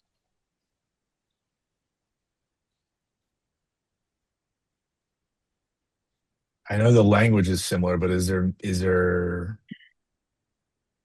There really is no difference. We've looked at this 6 different Yeah. ways, and there really is no difference. And it's really just what number the commission wants at this point. I was considering something in between, but I think 500 is fine, in my opinion. Okay, so is everybody comfortable with that? I am. Looks like it. Yes. Okay. So let me see here. On page 16, which is, can Specific you go up type one of page? project. Yeah. I think my page numbers No, are just no, different no. for some Okay, reason. okay. Brian asked the commission should consider that specific types of projects. Whether any other types of project have a standard initial consultant fee as part of the application. However, the commission cannot leave this determination whether a particular project or a particular fee to staff on a case-by-case basis. So the question is, 99.9% of the time, we, the fee is for stormwater review for our third-party consultant. Brian asked me, are there other times when we would bring somebody in? And I said, the only thing I could think of is if we wanted some sort of structural consultant on shoreline projects, but I don't think we've ever asked for that. Brian is pushing whether we really want to cite anything at this point. I don't know. I don't know whether we could name those right now. Those would be something that we probably have to think about over time. I mean, I'm comfortable with leaving it as it is because I can't really name any projects. I mean, any project could require it, but most of the time we thus thrust that responsibility on the applicant as part of their filing, aka wildlife studies. We are now requiring them to have structural analysis on docks. So we're kind of foisting it on them. Yeah. We're not taking any kind of, like we want to review this. We do it on stormwater because that's a different animal. Yeah, we just did that this evening with the retaining walls. Right. So yeah, but we foisted the responsibility on the applicant. We did not say we're going to have a structural guy do an analysis of these. And as I said this evening, if they decide they don't want to do that, well, we can then as a commission vote without that information, but I wouldn't want to bet on which way the vote's going. Yep, I get it. So that was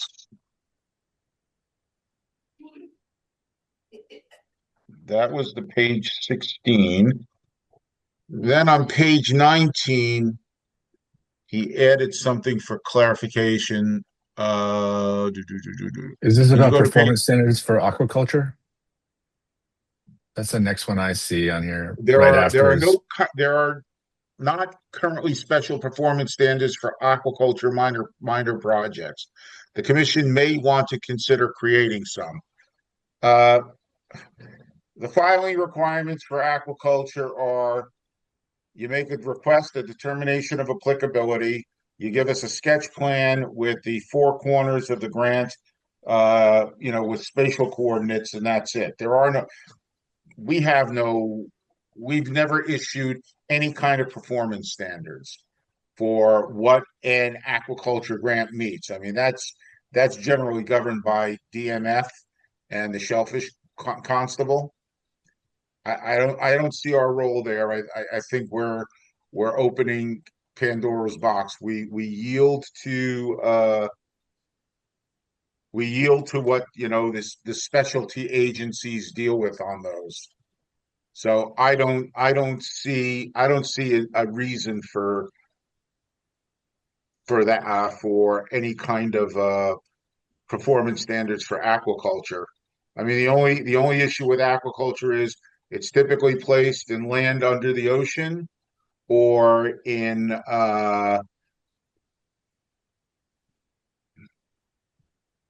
well, certainly in floodplain because it's always underwater. I mean, I don't know that there is any specific Conservation Commission performance standards unless you want one. I can't think of anything to recommend to you. I think we make more work for ourselves, and we I risk, agree with you completely. so I don't think we need to. Okay, so we will ignore that. Where are we? Okay. Page 19, Brian added some language for clarification. Is this landscape maintenance? Is that the next one you got? That's the next one I got. Okay. Yeah, that was landscape maintenance. He put that in. He felt that he wanted to clarify. We have very vague language about landscaping as being exempt. He wanted to put that in as part of the standard conditions, universal conditions. So that was that.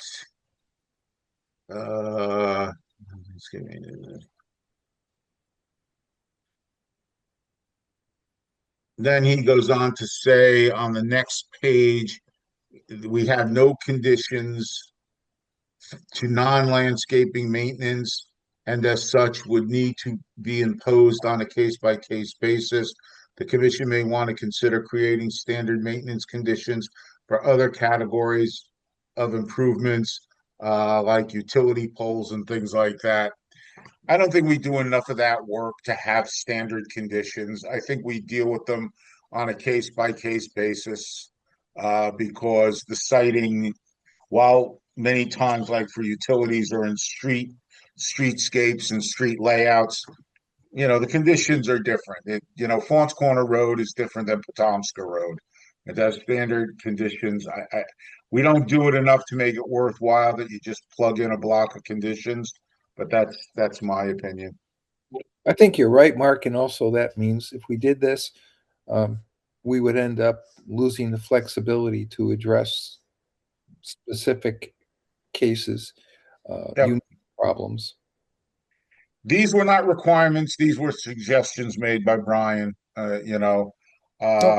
I think the one thing that we had to clear up was that filing fee issue. That was a little ugly. But other than that, those were the only things. We hashed out a lot of things, and I think we're in a good place. If you read them, I think Brian did a great job of reorganizing them and reformatting them. I think they read a lot easier than the previous edition. So if the commission is comfortable with these regulations moving forward, then we can certainly have a public. We could have a meeting with Brian, and then have a public hearing. Or if you choose, we can have a public hearing, and if Brian wants to sit in on that, he can. I don't want to prolong this any more than we have to. I think we should go right to the public hearing. Okay. That's fine. I like the way this read, and you were correct. This is a lot easier to plow through than previous iterations. So I think rather than have yet another intervening meeting and even more changes, possibly. Unless any commissioner feels that this needs more work, I think we have the public meeting. And if Brian wants to sit in, he can. That's up to him. We're not requiring it. Just had I'm in one agreement. Sorry, go minor, ahead, Don. Go ahead, Donald.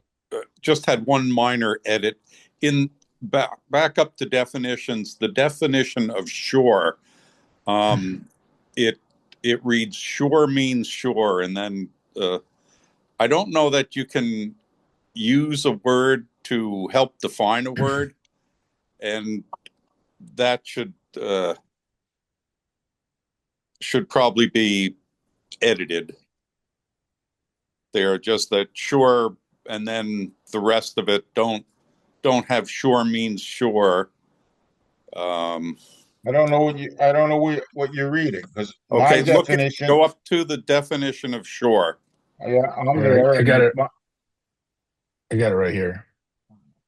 This is what you see, right, Don? Okay, let's see. Wait a minute.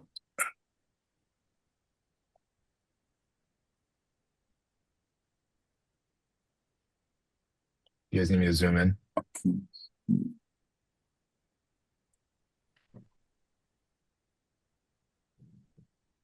I mean, I voter. I think just take that out. So it says means that strip of ground. I think that's the concern. Yeah, I think we can take the shore out of there. That's fine. I don't think that changes anything. Yeah, yeah, that's fine. No, minor edit. Yeah. I also noted that Brian's comment at the very top was that there are kind of known grammatical errors within this that he's going to address once the substance is agreed to. So it sounds like he's not quite done reviewing some of the finer details. Yeah, but I mean, I think we can pick whatever we pick up. Yeah, no, totally. Worthwhile. Yeah, it's good. It's a good call out. Let me just. I'm going there to Grammarly.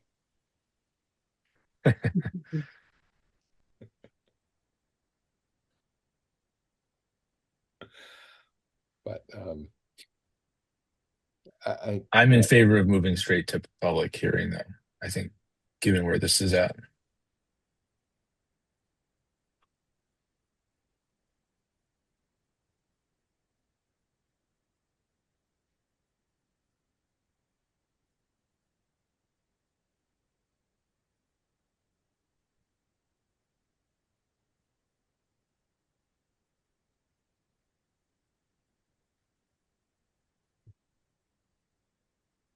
Well, I need a vote from you folks to move ahead on this. I'll entertain a motion to present this iteration of the rules and regulations at the next public hearing.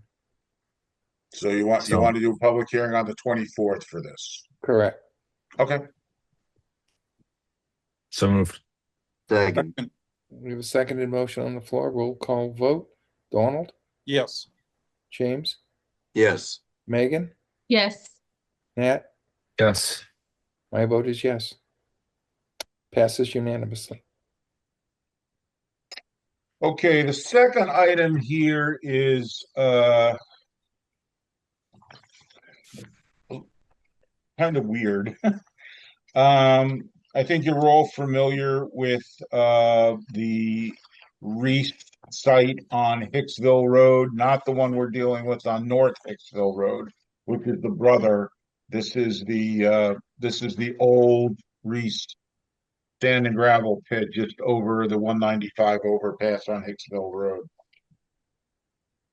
Now, this has like you certainly will remember, and Richard would remember, the Reese site has had a long history of enforcement issues with various departments in the town, including conservation. And as best as they could, and as best as we could assess, given the 20 plus years of litigation and back and forth, they had met the standards that we had required in our enforcement order, and we signed off on those enforcement orders probably about 5 years ago, give or take. Apparently, somebody had complained to DEP, and one of the disciplines, not necessarily wetlands. And DEP had been working with the Department of Public Health, and DEP conducted a site visit at the site. Nobody local was invited, and apparently they made some observations of violations, which included some potential wetland violations. And they contacted, and I think I forwarded you the emails, Chris Michaud, and questioned whether the Conservation Commission of the town of Dartmouth wanted to take the lead on the enforcement out at Reese. And Chris forwarded that to me and said, "What do you think?" And I said, "We have no complaint. We have had no reason to re-enter that site. The only knowledge I have of potential impacts are solid waste issues that Chris had raised to me over the past 18 months. And my response to Chris was, if you want to conduct a site visit under your jurisdiction and you want to invite me, I'll be more than happy to go out there and be another set of eyes." That never happened. DEP then says to Chris after their site visit, "Does conservation want to take the lead on the enforcement?" And my response was, "Enforcement on what? We have no grounds to enforce at this point. You haven't shared any data. We haven't been on site. We don't know what the wetland implications are out there. Maybe there are impacts, maybe they're not." The second part of their question was, do they want DEP to take the lead? And my response, in my head was, I would recommend to the commission, let DEP do this. The locals have been fighting with the Reeses for 20, 25 years. Nothing really has been accomplished to the town's benefit. I think it's time now to bring in the big guns. And if DEP has offered to do that, I think they do it on a multi-jurisdictional basis. So that was my thought process, which I shared with you folks, with the individual who contacted Chris from DEP and Chris, but it's not my call, it's your call as to how you want to proceed. This would be a incredibly time-consumptive fight, and at the end of the day, I don't know that the town has the stomach or the resources for that fight, but that's your call to make. Well, I think rather have from what you just said, I don't think it's much of a call. First of all, I think you correctly pointed out we don't have a dog in this fight. Okay. Not right now, no. Well, not right now. We have no complaint. So as far as we're concerned, we didn't know there was any issue. DEP discovered apparently some issues. I think it's only appropriate that they then take charge because they have all the data with which to take charge. Mm-hmm. Yep. We'd be crushed if we went to court on that. What's the basis? Well, DEP said so. But you don't know. You didn't do. No, we didn't. I think we get crushed. Procedurally, it should be them. I just think that's the right thing to do. Yes, but as we all know, they like to push things on the municipalities. They don't want to do the work either. They don't want to get their hands dirty. We know that. Nobody wants to do the work, and it means you got to involve legal. And that means, from our standpoint, we got to pay outside counsel. From their standpoint, it's a paid staff member. Mm-hmm. Yep. Oh, yeah, I agree. They're getting paid whether they're in court or not in court. Mm-hmm. So I think it's all around better idea for having them to do it. I'm just waiting to vote from you guys. I will entertain a motion to decline the invitation to take the lead in prosecuting or attempting to prosecute the enforcement of issues at Reese Hicksville Road site And I don't think we have to take a vote on whether we want DEP to do it. We're declining to do it. That's all we can really do. So moved. Second. The second motion on the floor, roll call vote. James, Yes. Megan, Yes. Nat, Yes.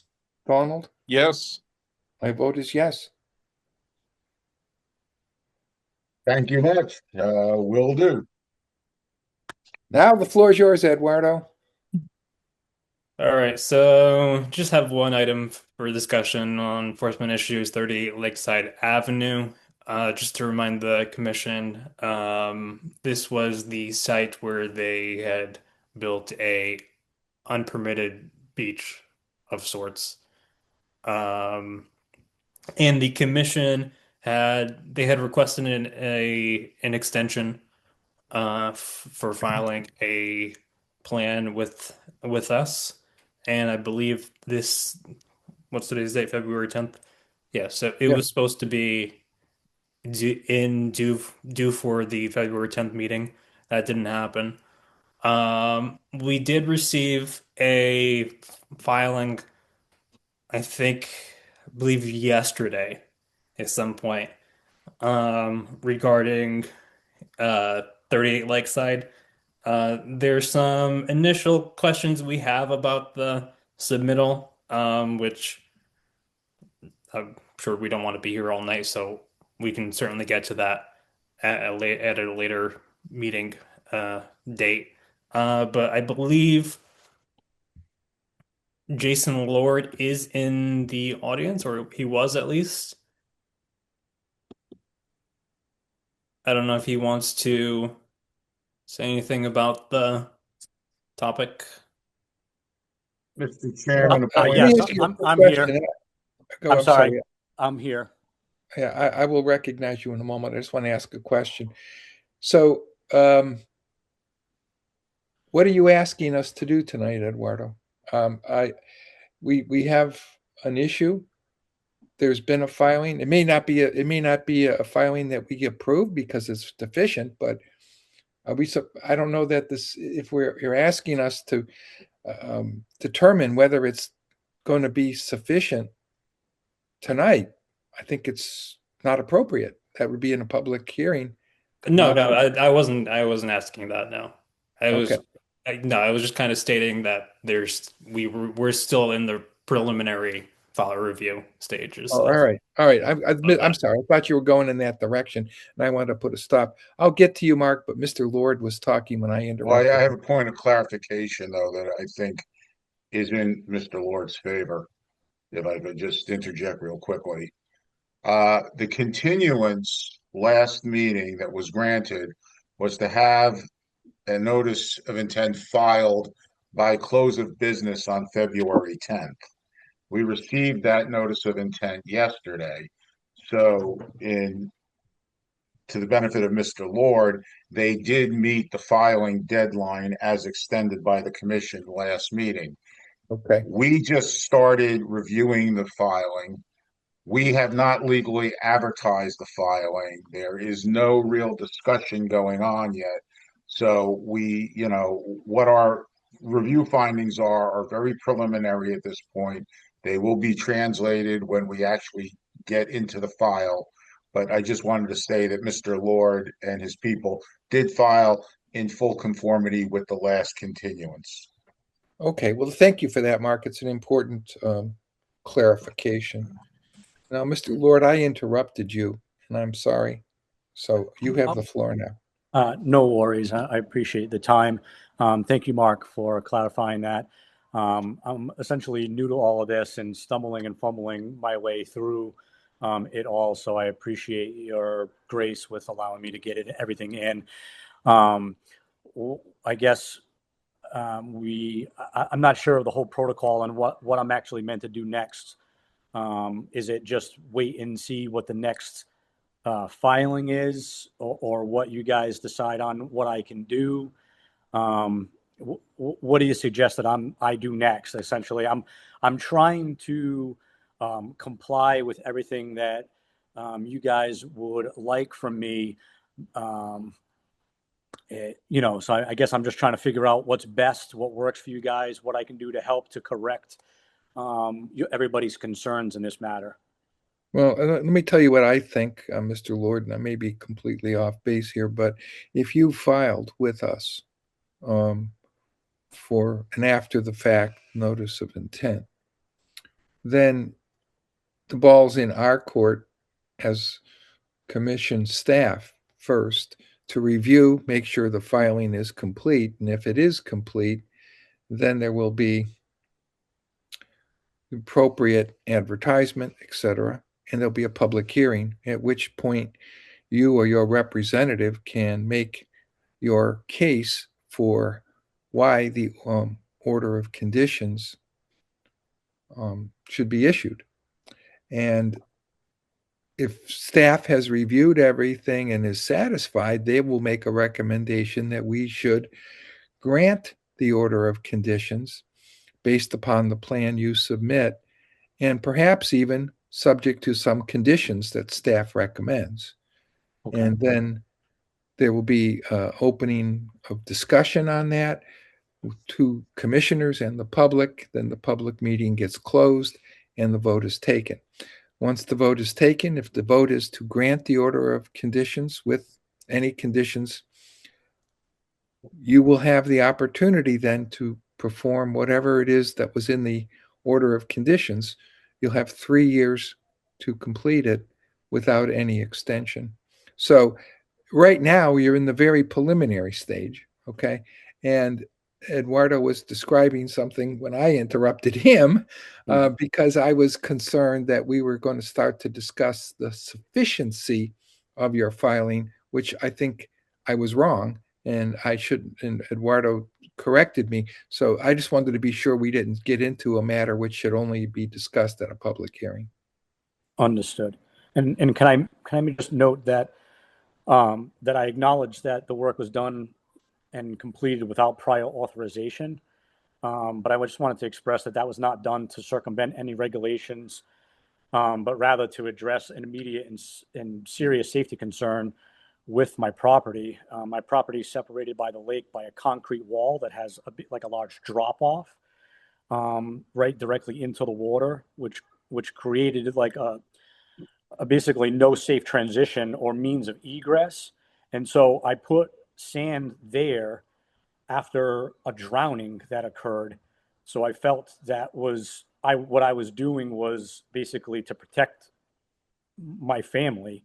I have a fence up already, and that fence didn't actually prevent the drowning, and that's why I put sand in. I know it's called beach for those reasons, but it makes it sound like I'm putting out lawn chairs and sunbathing, but that's not the case. It was actually meant more to be a safety barrier, because once you step off of that wall, you're directly in water at that point. So I just wanted to make note that it wasn't to circumvent any regulations.